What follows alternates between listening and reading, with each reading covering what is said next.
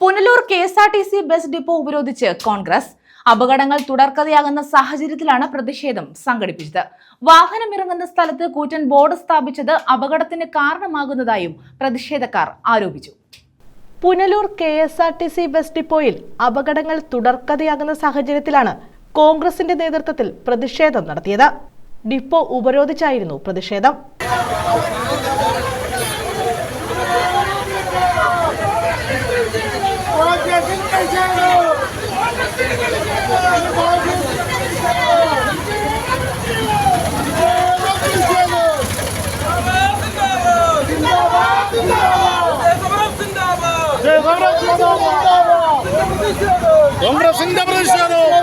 Bus സ്റ്റാൻഡിൽ വാഹനം ഇറങ്ങുന്ന സ്ഥലത്ത് കൂറ്റൻ ബോർഡ് സ്ഥാപിച്ചതാണ് അപകടത്തിന് കാരണമെന്ന് പ്രതിഷേധക്കാർ ആരോപിച്ചു. കോൺഗ്രസ് പ്രവർത്തകരായ സി വിജയകുമാർ, നഗരസഭാ പ്രതിപക്ഷ കൗൺസിലർമാർ ജി ജയപ്രകാശ് എന്നിവർ പ്രതിഷേധത്തിന് നേതൃത്വം നൽകി.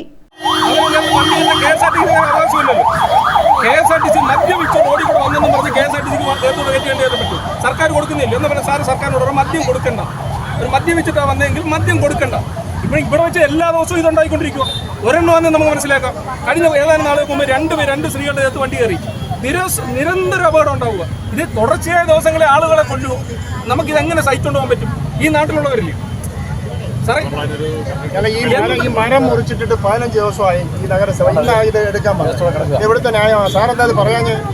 മരം മുറിച്ച് ഇവിടെ റോഡിൽ ഇട്ടുമ്പോൾ ആളെ അങ്ങോട്ടേക്ക് പോകാൻ വയ്യാത്ത അവസ്ഥയാണ്. ഇതിനകത്ത് പ്രശ്നം ATO ഒന്നും അല്ല പ്രശ്നം. അശാസ്ത്രീയമായിട്ടാണ് ഈ ബസ് സ്റ്റേഷൻ നിർമ്മിച്ചിരിക്കുന്നത്.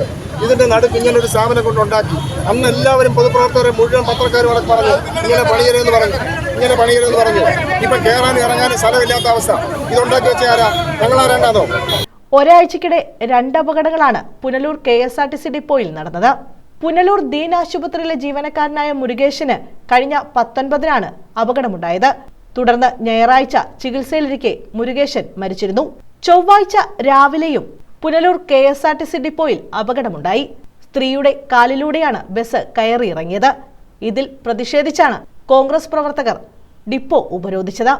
തുടർന്ന് പ്രവർത്തകരും പോലീസും കെ.എസ്.ആർ.ടി.സി ഉദ്യോഗസ്ഥരും ചർച്ച നടത്തി. ഉടൻ പരിഹാരം കാണാമെന്ന ഉറപ്പിലാണ് പ്രതിഷേധക്കാർ പിരിഞ്ഞത്. കണക്കിന് രൂപ കമ്മീഷൻ അടിക്കാൻ വേണ്ടി പുനലൂർ MLAയുടെ നേതൃത്വത്തിൽ പണിയ ഈ കെട്ടിടമാണ്. ഇതിനൊരു പ്രയോജനം യാത്രക്കാർക്കും ജീവനക്കാർക്കും ഇല്ല. ഈ ബസ് സ്റ്റേഷനില്ല. ഇതിവിടെ ഇല്ലായിരുന്നെങ്കിൽ കൂടുതൽ വാഹനങ്ങൾക്ക് സൗകര്യപ്രദമായി കയറി ഇറങ്ങി പോകാൻ കഴിയുന്ന സാഹചര്യം ഉണ്ടായിരുന്നു. അതുകൊണ്ട് ഇത് പൊളിച്ചു മാറ്റണമെന്നുകൂടി ഞങ്ങൾ ഈ അവസരത്തിൽ ആവശ്യപ്പെടുക. ഈ അശാസ്ത്രീയമായി നിർമ്മിച്ച കെട്ടിടം അടിയന്തരമായി പൊളിച്ചു മാറ്റാനുള്ള ആവശ്യങ്ങൾ ഉണ്ടാക്കണം.